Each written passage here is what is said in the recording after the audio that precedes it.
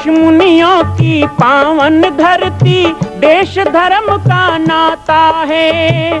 कहते सारे लोग यही हैं, गो हमारी माता है। जाग उठो ओ भारतवासी, जाग उठो ओ भारतवासी, गो पर छुरियां चलती हैं। बंद करो गो माँ की हत्या, सारी जनता कहती है। बंद करो गो माँ की हत्या, सारी जनता कहती है।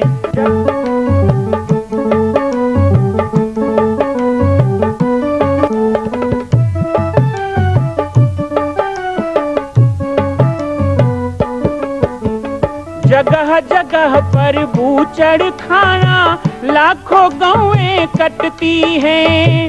किसे सुनाए व्यथा हमारी, नैना नीर बहाती हैं। रक्षा करना गौ माता की, रक्षा करना गौ माता की, गीता ज्ञान सिखाती है। बंद करो गो माँ की हत्या, सारी जनता कहती है। बंद करो गो माँ की हत्या, सारी जनता कहती है।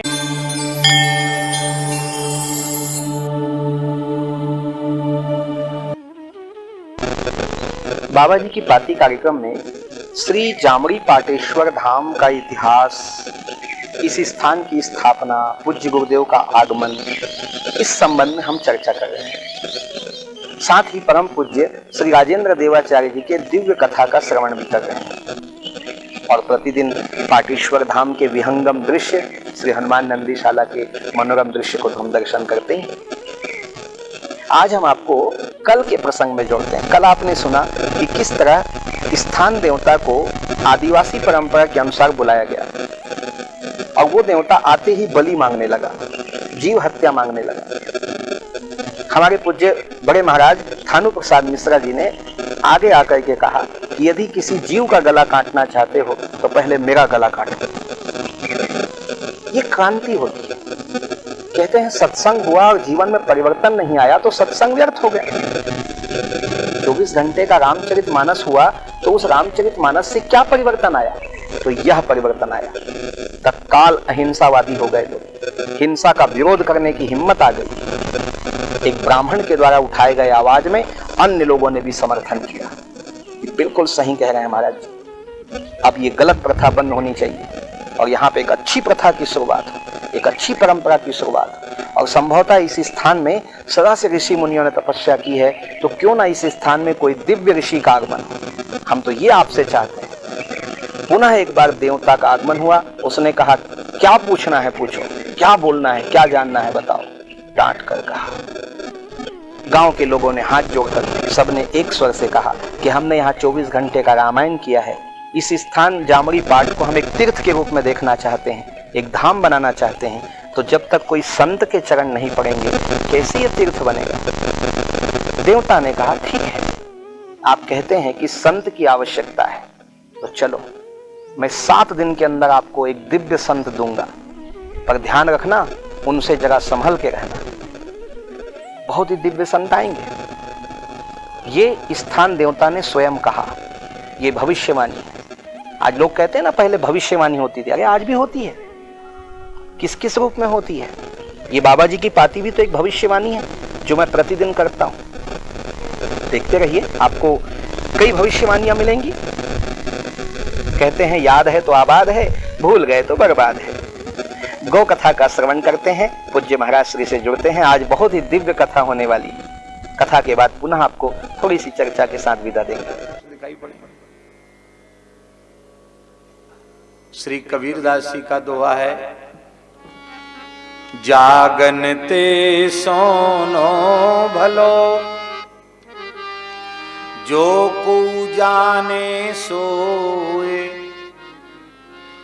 अंतर लो लागी रहे, सहज ही सुमिरन होए।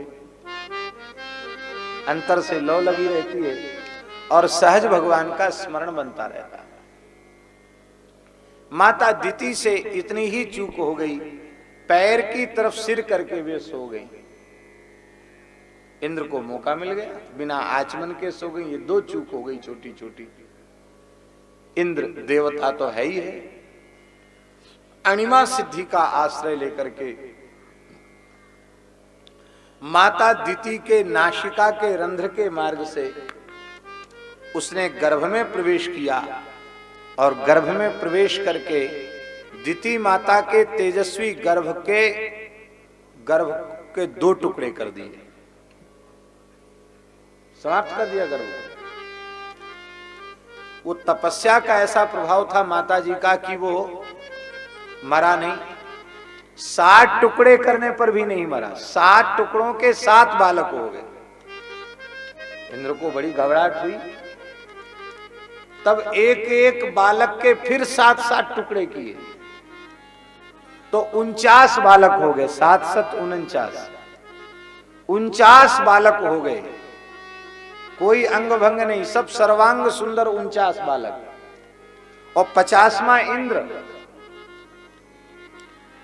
प्रसव वायु ने प्रेरित किया और प्रसव का काल निकट था। 49 बालक और 50वां इंद्र एक साथ पैदा हो गए। दिति माता ने लाइन की लाइन देखी, पुत्रों की गिनती कर, शायद गिनती भी मुश्किल को कर पाई होंगी। 49-50 कम थोड़ी होते। वो घबरा गई कि मैंने एक पुत्र की प्राप्ति के लिए तप किया था, ये 49 कैसे हो गए। और अपनी योग दृष्टि से उन्होंने देख लिया कि अरे इंद्र, तू 50वां कहां से आया। बोला माता जी शाप मत देना, मैं आपकी शरण में हूं। आप मेरी माता भी लगती हैं, मौसी भी लगती है। जब हमको पता चला कि आप हमको मारने के लिए, पुत्र प्राप्ति के लिए तप कर रही हैं, तो मैं ही आपका सेवक बनकर उपस्थित था। ये 2 भूल आपकी हुई, इससे मुझे अवसर मिल गया और मैंने आपके गर्भ को के 49 टुकड़े कर दिए। पर धन्य है आपकी तपस्या का प्रभाव, ये 49 टुकड़े न रहकर 49 बालक हो गए। मैं इन्हें मरुत गणों का पद प्रदान करता हूं और अब ये मेरे भाई हैं, सगे भाई हैं, एक साथ गर्भ में रहे हैं। अब आपके पास नहीं रहेंगे, ये स्वर्ग में रहेंगे। वे ही 49 मरुदगण हुए। चले मरुत 49। जब हनुमान जी ने लंका में आग लगाई तब 49 प्रकार के जो मरुत हैं, वायु हैं, वो चल पड़े। 49 प्रकार के मरुत भी हैं, वायु भी है और 49 प्रकार की अग्नि भी है। अग्नि भी 49 प्रकार की है। इसलिए लंका दहन में 49 प्रकार की अग्नि प्रकट हुई थी और 49 प्रकार की वायु प्रकट हुई थी। नहीं तो सोना जलने वाला है, महाराज, जल जल करके बह गया सोना।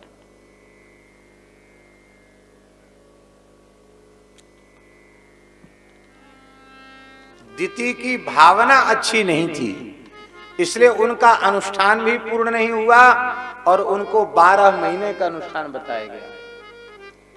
और कश्यप जी जब अदिति माता के आश्रम में पधारे, अदिति माता ने प्रेम से कश्यप जी की सेवा की, उन्हें प्रसन्न कर लिया।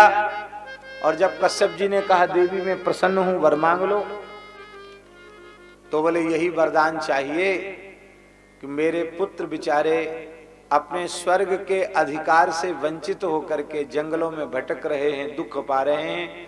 आप ऐसी कृपा करें कि मेरे पुत्र सुखी हो जाएं।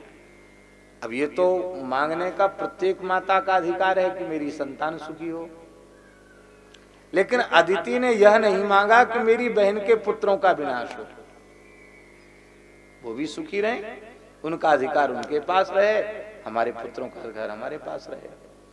देवताओं को स्वर्ग का हिस्सा दिया गया, राज्य दिया गया, और दैत्यों को पाताल का राज्य दिया गया है। इसलिए दोनों अपने अपने अधिकार में रह करके संतुष्ट हैं। कोई लड़ाई झगड़े का काम ही नहीं, अलग अलग दोनों का हिस्सा है।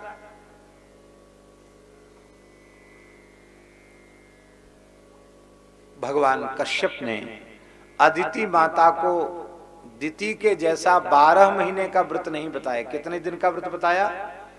12 दिन का व्रत बताया। यही फागुन का महीना बस अंतर पक्ष का है। फाल्गुन शुक्ल प्रतिपदा से लेके द्वादशी तक दूध पी करके व्रत करना चाहिए। भारतीय देसी गाय का नित्य पूजन करे, ये गोव्रत है, ये भी गोव्रत है पुराणों के अनुसार, इसलिए इसको पयोव्रत कहा जाता है। दूध का व्रत, गाय का व्रत, नित्य गौ माता का पूजन करे और भारतीय देसी गाय के दूध से ही भगवान का अभिषेक करे, महाभिषेक करे, अभिषेक करे और दूध की ही खीर बनावे और उसका भोग लगावे, उसी को फलाहार के रूप में ग्रहण करे। 12 दिन अन्य कोई पदार्थ, नमक आदि, साग सब्जी, नमक, फलाहार और कुछ न ले, केवल दूध पी करके, पायस खा करके रहे और गाढ़ी गाढ़ी खीर से अग्नि में आहुति दे। गौ माता का नित्य पूजन करे, परिक्रमा करे, मंत्र का, नाम का जप करे, तुलसी की प्रदक्षिणा करे। ये 12 दिन तक ये व्रत करे तो बंध्या को भी पुत्र की प्राप्ति होती है। पुत्र की कामना से भी ये व्रत होता है और फिर निष्काम हो तो इससे भगवत दर्शन, भगवत अनुभूति प्राप्त होती है, भगवान का अनुभव प्राप्त होता है, भगवान का प्रेम प्राप्त होता है। और केवल पुत्र की ही कामना नहीं, किसी भी कामना की पूर्ति के लिए पयोव्रत का अनुष्ठान किया जा सकता है। पयोव्रत बहुत महत्वशाली है। तो ठाकुर जी का प्राकट्य ही पयोव्रत से हुआ, दूध का व्रत करने से ही उनका प्राकट्य हुआ। गो सेवा के परिणाम स्वरूप भगवान वामन रूप में प्रकट हुए। भाद्र शुक्ल द्वादशी तिथि को जब चंद्रमा श्रवण नक्षत्र पर थे, मध्याह्न अभिजित मुहूर्त में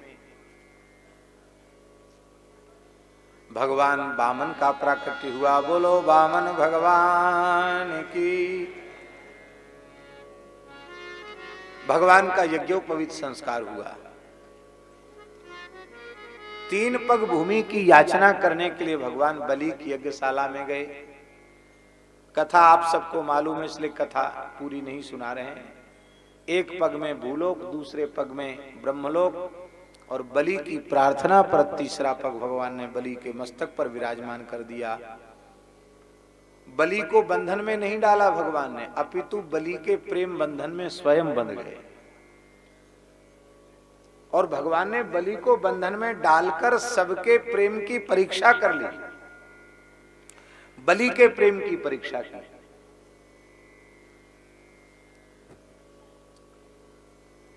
प्रेम का स्वरूप क्या है? प्रेमी की पहचान क्या है? प्रेमी की पहचान है कि उसे अपने प्रेमास्पद में दोष नहीं दिखाई पड़ता। यदि दोष दिखाई पड़ रहा है तो प्रेमी नहीं। ये प्रेमी की सबसे ऊंची पहचान है। प्रेम होए तो सही भीतर, गुण तो गुण के रूप में दिखाई ही पड़ेगा। यदि तुम्हारे भीतर प्रेम होगा तो तुम्हें दोष भी गुण के रूप में दिखाई पड़ने लग जाएगा। प्रेमी का दोष भी दोष नहीं समझ में आता, उसको भी कहते ये उनकी विशेषता है, ये उनका दोष नहीं कहते, कहते ये तो उनकी विशेषता है, यही तो उनका दिव्य गुण है। और जिसके प्रति प्रेम नहीं होगा, शत्रुता का भाव होगा,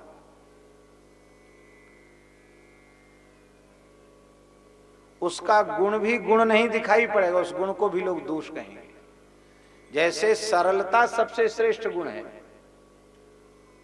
आपका प्रेम है तब तो आप कहेंगे बड़े सरल संत हैं, बड़े सहज संत हैं। और प्रेम नहीं हुआ तो अरे बोले एकदम गधा है, कुछ नहीं जानता है, बुद्धू है, बोधा है, ऐसे कहने लग जाएंगे। अब एक के हृदय में प्रेम है तो उसको दिव्य गुण दिखाई पड़ रहा है, दूसरे के हृदय में प्रेम नहीं है तो उसको दोष दिखाई पड़ रहा है।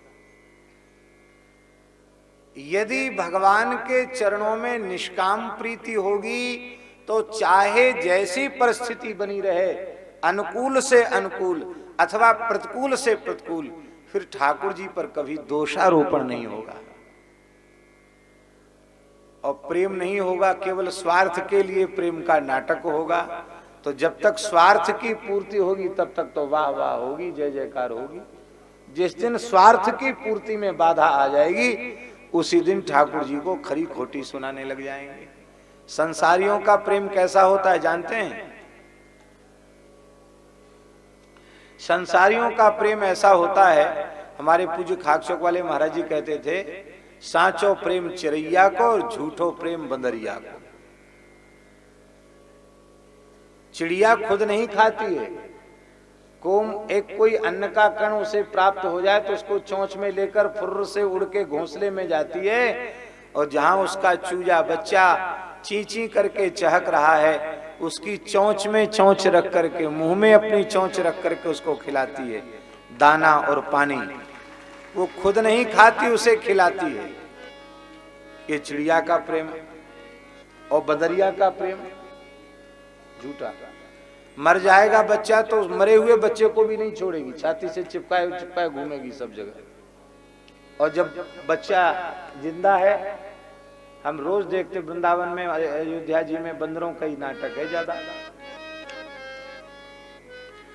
भयंकर धूप में छत तप रही है और बंदरिया चल रही है, उसके हाथ पैर गर्म होने लग जाएंगे, ज्यादा गर्म हो जाएंगे तो छाती से बच्चे को खींच के नीचे रख के उसी पे बैठ जाएगी थोड़ी देर के लिए, ची ची ची ची की की की की की करेगा, फिर पीठ पे लाद के चल देगी। ये विचार नहीं करेगी कि ये तो भुन गया या कितना बेचारा छोटा बच्चा है, झुलस जाएगा, उसको चिंता नहीं। और कोई चीज बच्चा मुंह में दे लिया, खा लिया और बंदरिया का पेट नहीं भरा तो उसकी नार पकड़ के दबाएगी और मुंह में उंगलियां डाल के निकाल करके गाल से खा जाएगी, मुंह से निकाल के खा जाती है महाराज।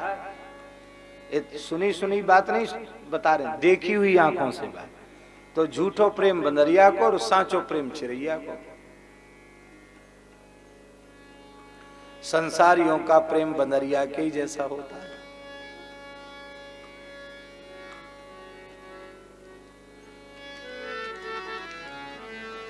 मरे पीछे आंसू बहाएंगे और जीते जी तो महाराज अपनी स्वार्थ की पूर्ति के लिए किसी भी सीमा तक जा सकते हैं, कोई चिंता की बात नहीं।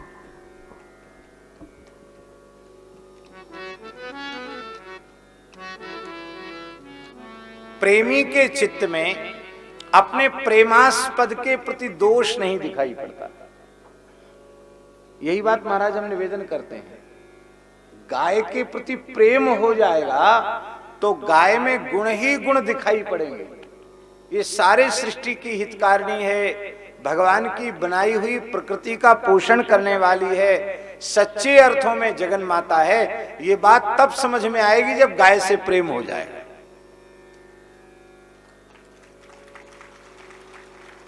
सिखाना नहीं पड़ेगा, अपने आप समझ में आ जाएगा।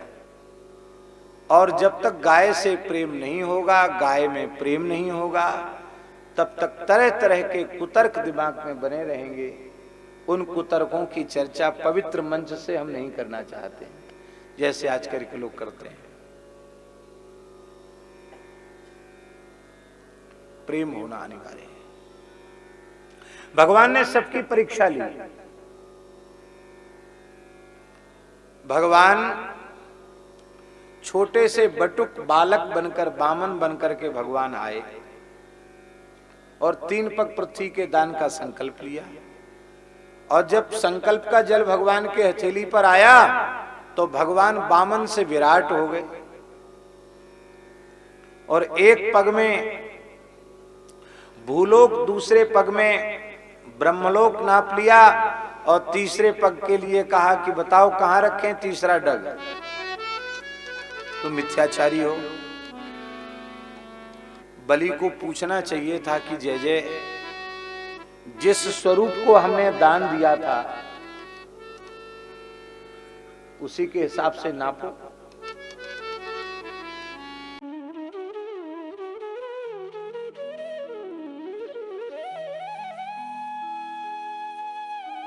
देवता के उस आश्वासन को सुन करके पूरे क्षेत्र के लोगों में हर्ष की लहर व्याप्त हो गई। और कुछ वहां पे ऐसे भी लोग थे दुष्ट प्रवृत्ति के, उनका डर बढ़ गया, क्या होने वाला है, कोई संत आने वाले हैं।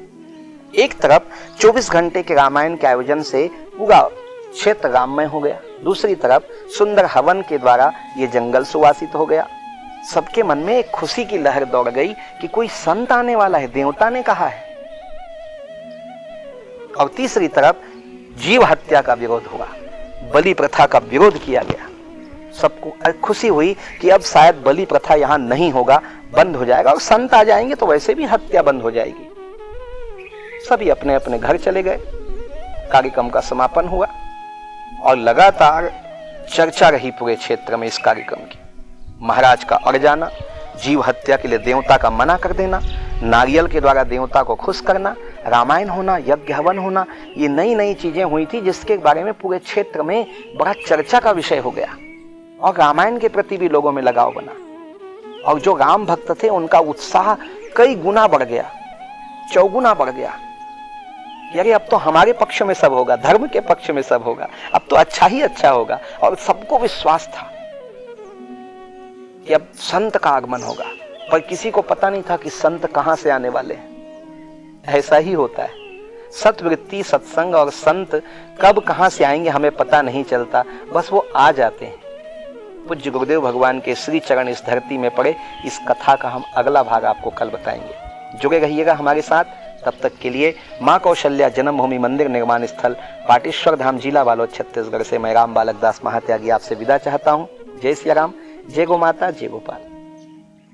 माँ कौशल्या की पावन जन्मभूमि छत्तीसगढ़ प्रांत में बालोद जिला में स्थित है श्री सर्वसिद्ध शक्तिपीठ जामड़ी पाटेश्वर धाम। परम पूज्य सद्गुरुदेव राजयोगी बाबा जी की तपस्थली श्री पाटेश्वर धाम और विश्व के अद्वितीय मां कौशल्या जन्मभूमि मंदिर निर्माण का दर्शन करने और इसी प्रकार समसामयिक विषयों पर अपना ज्ञान वर्धन करने के लिए और 10,000 गायों के लिए बनने वाले श्री हनुमान नंदीशाला गो अभ्यारण्य का समाचार प्राप्त करने के लिए आप सभी देखते रहें YouTube चैनल पर राम बालक दास, और हमारे चैनल को आप सभी सब्सक्राइब करें, घंटी का बटन दबाएं ताकि आप सूचनाओं से जुड़े रह सकें। जय श्री राम, जय गो माता, जय गोपाल।